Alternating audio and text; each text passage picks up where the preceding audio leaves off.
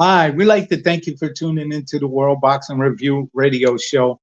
My name is Aaron Snow. They call me the Hall of Fame trainer of champions. Have we traveled the world for past, present, and future stars? And coming to you live from Tampa, Florida.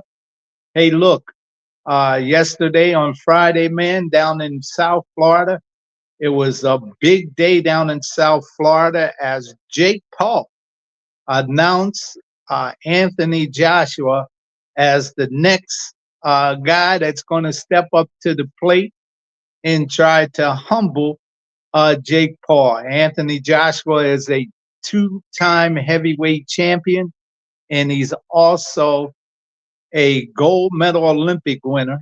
And, people say, well, is this a fight? Is it an exhibition and all of that? Well, we're going to see what the Florida Boxing Commission comes out and say what it really is, if it's really a fight or if it's an exhibition. So, in the front, the rumor mill is that it will be an 8-round fight, 3-minute rounds with 1 minute rest. So, in an 8-round fight. So let's see what some of the other particulars of what the rumor mill has it. As it starts to get out front, is that Jake Paul managed something, as they're saying in the rumor mill, that Anthony Joshua on a catch weight has to come in at 245 pounds. And yesterday, Anthony Joshua at the press conference did talk about that, and what 245 pounds for him.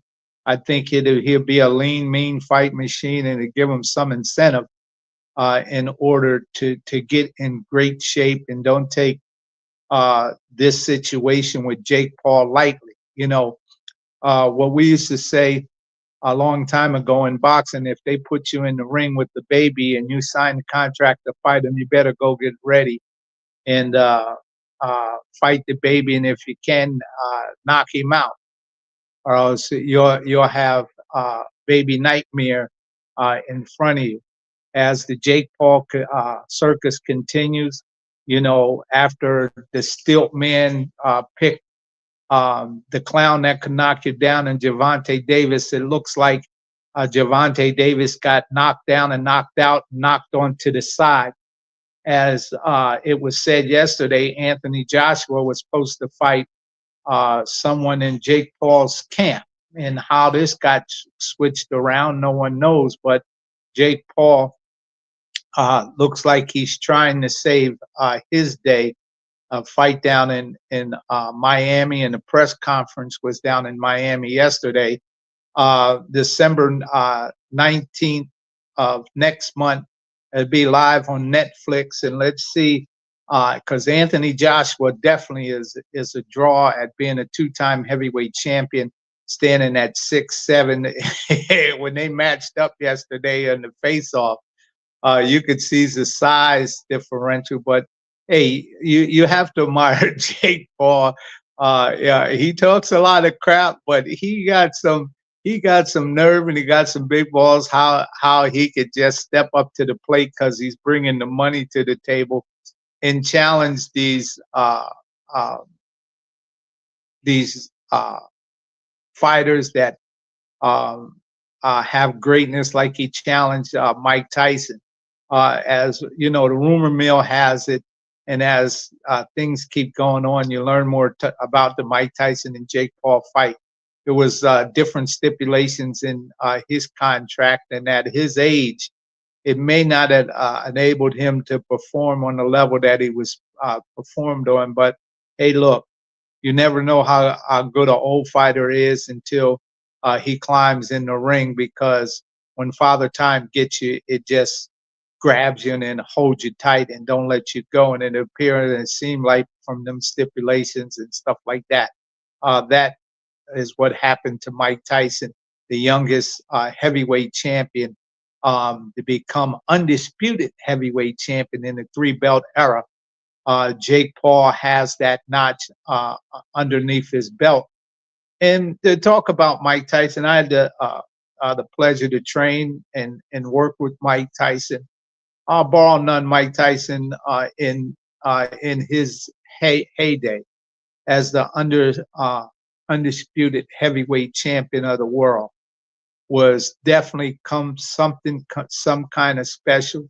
Mike Tyson always um, worked his rear end off, and in the time that he didn't want to work and give it all that he had and what he was capable of doing, that nightmare in Tokyo, one of the greatest defeats in sports history, not just boxing history, is when he lost to Buster Douglas in a shocking form. But people got to realize something, that in that fight with Buster Douglas, Mike Tyson, there was a long count. And as the history of boxing will record it, many felt that Buster Douglas was counted out, but the referee let it go on.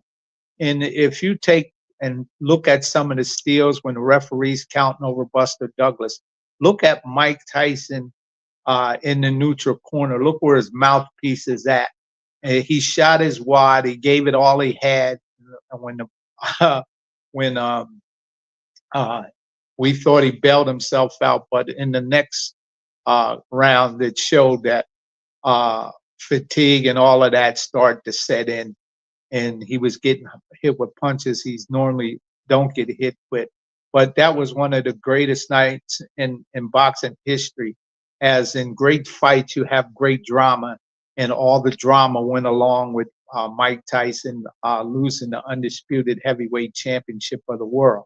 So you hear Jake Paul saying that if he beats Anthony Joshua, is that this would be the biggest upset in boxing history. I don't think so. Mike Tyson already got that, and you have an exhibition win, not an exhibition win, not a real fighter, exhibition win over Mike Tyson. Because if it was a real fight, some of the stipulations that you have in that contract is called fight fixing, and you go to jail for a long time fixing fight.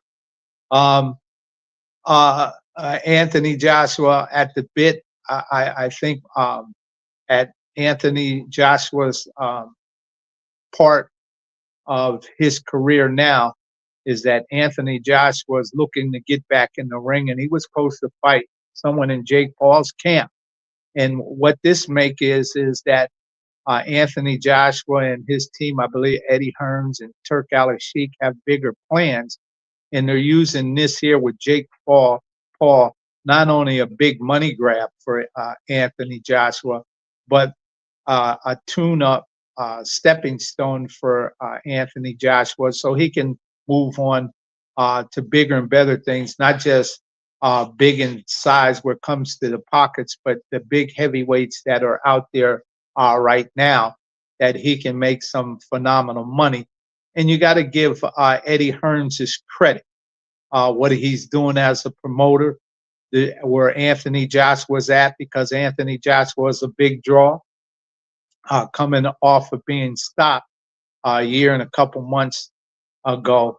How do you bring a great fighter back like that and still maximize his earning potential that he has on the table? And I believe Eddie Hearns and Anthony Joshua has made a great choice in doing what they're doing, fighting Jake Paul.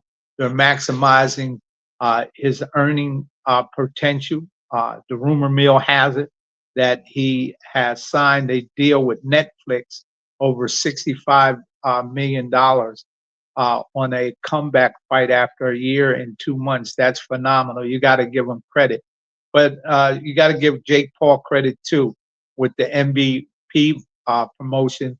He has a deal with Netflix, and he was able to pull Anthony Joshua into this kind of deal. And this is what it's all about for a guy who don't even have, or one, this is Jake Paul, that is a subtitle, but he has the viewership of the young, and the young people follow him. They like his bold and brass things to call out these great fighters, and a lot of these guys want to see him get clocked, get knocked out, to get rid of some of that bold and cockiness. And without a doubt, if Anthony Joshua can do it, stand at 6'7", his knockout power that he has is second to none. And you know, with Jake Paul, we're going to see if Jake Paul is going to try to box, or is he going to have his tracksuit on that night, and he's going to run around the ring like this here and see if he can run like that real fast while Anthony Joshua stalks him down, and he takes off like a thief in the night, and to say, hey, I made it 8 rounds. Hey, I should have won this fight, or else he's going to give the people what they want and try to make it a competitive fight. And if he gets caught, so what? You give the people what they want. You wanted to be, they wanted you knocked out anyway, but you had balls enough to call a great fighter like Anthony Joshua out. You know, and this is what makes all the drama. I can say that's why we're here right now talking it. It has all the drama fulfilled in it. And Jake Paul's one of them guys, not only as a fighter, but as a promoter. He creates drama, he creates interest, and that's why we're standing here right now and sitting here talking about Jake Paul and Anthony Joshua, December 19th, down in Miami, live on Netflix, and I'm pretty sure a lot of people are going to be tuning in, and we're going to look at it, and we're going to be tuning in. But hey, whatever it is what it is, and I think Eddie Hearns and them are making this definitely something kind of special, and you got to give Anthony Joshua's team credit to maximize his income in order to get a tune-up fight, and he has to be ready. If you don't get tuned up yourself, be in dynamite shape, you'll get tuned out, and that'll be it. Curtains. And if Jake Paul gets the win over you, boy, it's going to be a hard rebuilding for you. But Eddie Hearns is a great promoter, and he's doing a great job at getting and maximizing his fighter Anthony Joshua and his team.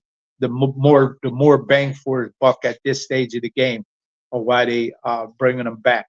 But hey, look, that was down in Miami yesterday, and we're still talking about it. Let's take you over to Saudi Arabia, Riyadh, Saudi Arabia, which, man, let me tell you what, man, tonight with Benavidez and Anthony Yarde fight, you know, they weighed in at 174 pounds. Benavidez did.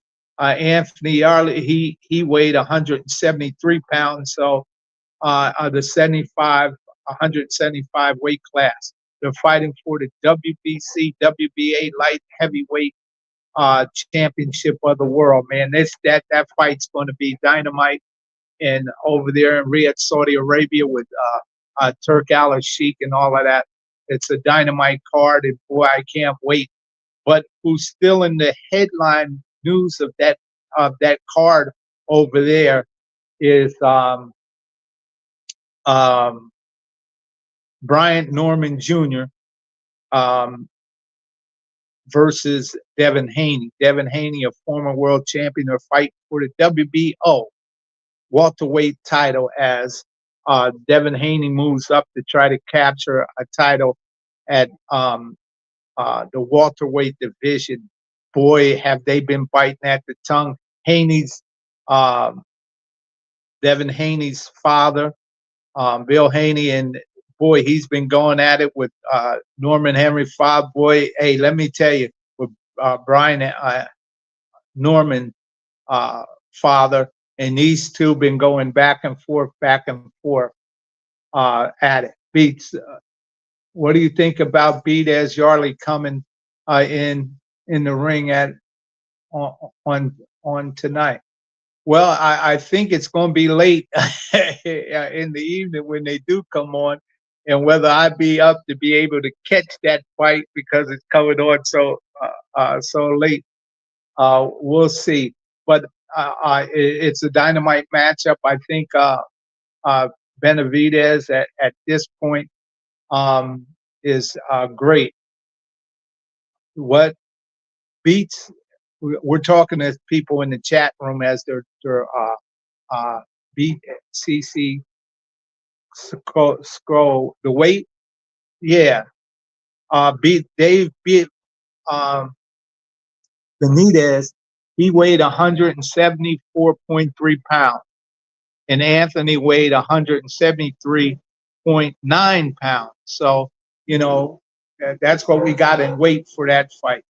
And Devin Haney, he weighed 146.6 pounds, and Norman Jr. He weighed in at 146.1 pounds. So those are the weights for the night, and that undercard is dynamite. And we're looking for great things to happen in this fight. It's a great matchup over there in Saudi Arabia. As we're talking, the undercard's probably going on right now. But hey, look, man, it's going to be a great fight. Tune into that on the DAZN. You should be able to catch it a great pay-per-view. Yeah. Well, what do I think they're going to hydrate to? Well, the normal standard is, you figure water weight or things like that, in between 10 and 15 pounds, most guys hydrate up into. So that's normal with them weighing at that kind of weight. And most of the time when, guys, you don't want to be too heavy after coming down to that. Most of it is that to retain a water weight. So the hydration clause, when you see guys that are young be able to hydrate up over 10, 50 or 20, 25 pounds, it's because they're young and they sit back and they pile a whole bunch of food on their belly. In their youthfulness, they're able to do it. But as the older you get, you try to do that, you start tearing into your fast twitch fiber and your slow twitch fiber, one for speed and the other endurance. When you try to come down in a few days, 20 to 30 pounds, and then try to water weight and eat yourself back up to 30 pounds. When you're young, you can get away with it. The older you get, you start tearing into your muscle fiber and your endurance fiber, one for speed and the other one endurance. And I hope none of these guys have tried to do that. I think they have trained down and trained real hard to get down to the weights. And I'm looking for a dynamite fight on both of these two cards tonight over there in Saudi Arabia. We're going to see if Devin Haney can really rise to the occasion to capture that WBO welterweight championship. It should be a dynamite fight, and I hope each of them, what they were saying, they both of them apologized in the ring in the winner's circle after the fight, and that kind of nonsense don't linger on as they try to promote the fight. Fight in the ring and show everybody and your best and what the best you have. But let's take it out to California. Ryan Garcia was all over social media yesterday with looked like a contract in front of him as he was shouting, "Bring WBC champion, welterweight champion Mario Barrios on for the WBC welterweight champion of the world." He signed some paper. I don't know if it was a contract because he didn't hold up to see what the contract said, but he said it's signed. He threw the pen down and walked away. And Ryan Garcia is a media darling, so we're just waiting to see if that's really true. If he has signed to fight Mario Barrios contract for that fight to happen.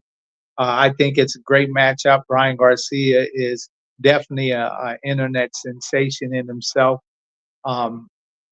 To see if he can rise to the occasion to capture greatness and capture another title if that truly did happen. So that's what happened yesterday. That's what Ryan Garcia is doing. But hey, that's a task. Mario Barrios as welterweight. He's definitely the real thing. But one thing I can say about Ryan Garcia, he calls the best of them out in his weight class to see if he can match what he believes his greatness is. He tries to capture it, and a few times there he's fell short. But give them that. The fighters brush their trunks off, rededicate themselves, and go in and go back at it and see if they can capture greatness. And I'm happy to see Ryan Garcia trying to pull himself together to capture greatness, man. That's a dynamite effort, and that's what fighters do. Minor setbacks, failure, never, and then you go back at it and you try it again. But we're looking at a whole bunch of things here as a new crop of young fighters are definitely emerging. This Abdul Mason, who's 21 years old, who's going to fight for the WBO lightweight championship in Riyadh. Boy, this young kid at 21 years old is definitely a rising star. And we're going to see if he can rise to the occasion in Saudi Arabia, Riyadh over there with Turk Al-Sheikh at 21 years old, to see if he can capture greatness as a young man, to be one of those rising stars for the future of boxing. Yeah. Hey, look, man, we know Moses, the heavyweight, who's 20 years old, over there in England. He's trying to bite at the bit, to fight an Usyk or somebody like that to try to capture the crown to be undisputed. But, Usyk's on a whole different level, and he's trying to maximize his income as he is contemplating retirement himself, Usyk. And we were speaking earlier about Jake Paul and Anthony Joshua. Also, to go back to that, Anthony Joshua said he's working with Team Usyk to get him in better shape and things, as Ben Davis is the head trainer. So we're going to see how all of that kind of stuff pans out, and see if Anthony Joshua is working to become a 3-time heavyweight champion of the world, which is a hard task.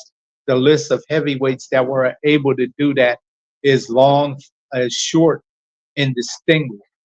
One of them is Muhammad Ali, the greatest of all times to capture and to be a 3-time heavyweight champion of the world. And there's not too many others in that list that were able to do it. Mike Tyson's a 2-time heavyweight champion. Tim Witherspoon, a 2-time heavyweight champion.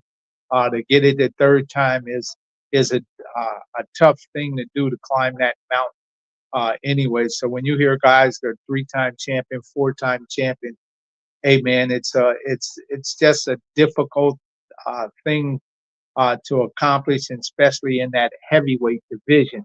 It's definitely hard to do. So we're going to look at what's up and coming here. We have the 104th WBA convention. It's going to be held in Orlando, Florida, December 12th through the 16th. In Orlando, Florida, Gilberto Mendoza is the president, and what always a great time and always a great convention that is, as they bring out all the fine, distinguished WBA champions, contenders, and women boxers and all that. So that's always a good time.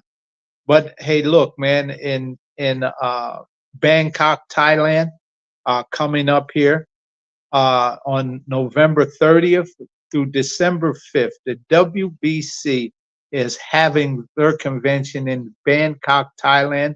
As always, they're having a show over in boxing show over there at the convention, and they're teaming up to have some Thai boxing. The WBC are going to start sanctioning like Thai boxing, what has like uh, karate, martial arts that are involved, and I think that's a good thing, is because those individuals that love that type of thing are looking to trying to uplift their sport, and I believe that the WBC, with 169 countries under their wing with Mauricio Suleiman, we will be able to help lift martial arts on a platform of sanctioning fights and competition.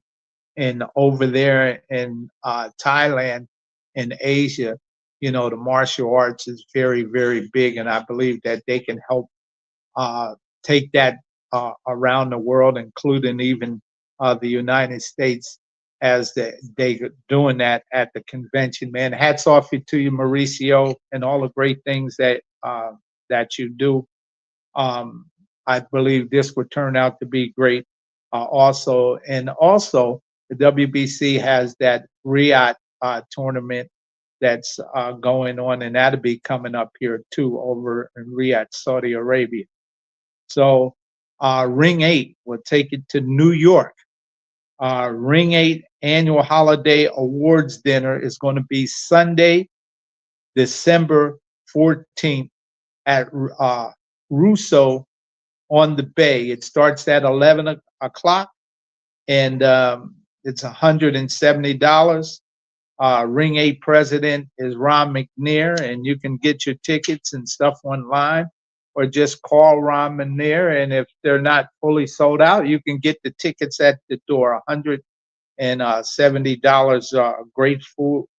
That holiday meal is also award meal.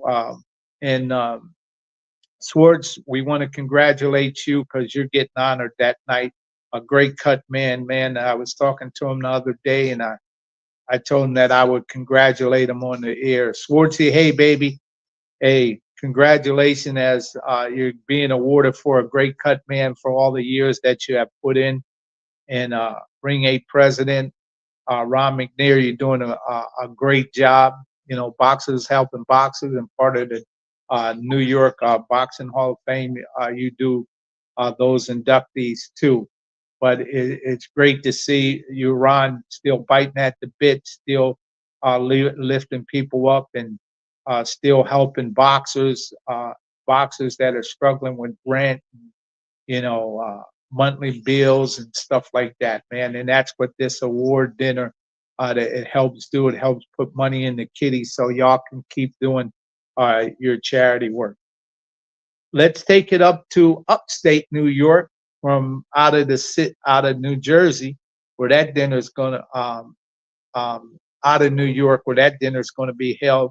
In upstate New York, the Rochester Boxing Hall of Fame Christmas party is going to be December 13th at from 1 to 4 at Linwood Bar and Grill. Man, that Christmas party, that's another fundraiser for them that helps them with their award dinner and things like that. And the food's always great. It's always a great time at that great Christmas party that the Rochester Boxing Hall of Fame does up there with Larry Leotti and Mark Irwin and all of those great people with the Rochester Boxing Hall of Fame. We just asked to attend. You can get their telephone number online with the Rochester Boxing Hall of Fame, and also you can get your tickets at the door, or you can purchase them online. And we encourage you not only to do that, but become a member of these organizations. These organizations are also membership driven, and you can become members of all of these great organizations. And I think when you become a member, you will enjoy being a part of some great organization once you become members of those great organizations, man. So, hey, look, we're going to look at December 6th, a fight that's going to be on Amazon Prime Video pay-per-view. You have Cruz and Roach, And boy, this I'm glad Roach didn't sit around and wait for the Gervonta Davis to make a decision. With him and Isaac Cruz and Lamont Roach, boy, this is going to be a dynamite fight on December 6th for the interim WBC super lightweight champion. And let me tell you, man, on that card, you got Lara, you have Sugar Shane Mosley Jr., you have Foster versus Fulton. Boy, that's a dynamite card that we're going to be looking at December 6th. And Amazon Prime Video pay-per-view. So that's where you tune into that at December 6th. But tonight, the conversation and to be with Brian Norman Jr. Against Devin Haney for the WBO welterweight championship of the world, man. You have to tune in tonight, man. It's a dynamite card over in Saudi Arabia what Turk Al-Sheikh has put together. And boy, when Turk Al-Sheikh puts something together, he really puts it together when it's over there in Riyadh, Saudi Arabia. And man, when you go to his country, he knows how to roll out that red carpet each time. And it's always good to see Turk Al-Sheikh do his thing with different promoters. And it looks like, Turk Al-Sheikh has found solid ground. There's certain, limit his visibility with certain characters that were bringing that image of Turk Al-Sheikh, who's with the prince putting his money where his mouth is in sport and play and entertainment, and not to get caught into a whole bunch of controversy nonsense is when Turk Al-Sheikh means very well for sports play and entertainment industry, man, to set up all the great fights that he has done in his country and paying the kind of money that he's paying to see this type of entertainment called boxing. Turk Al-Sheikh always does a great job when he does it in his country. And tonight will be no other than that. You're going to see some dynamite fights. And all that is thanks to Turk Al-Sheikh, man. Thanks, Turk Al-Sheikh, for bringing this great card tonight. It's going to be great. It's going to be entertaining. So we're asking everybody to tune in tonight to that great card. And also, we want to thank you for tuning in to the World Boxing Review radio show as we travel the world for past, present, and future stars. Thank you, everybody.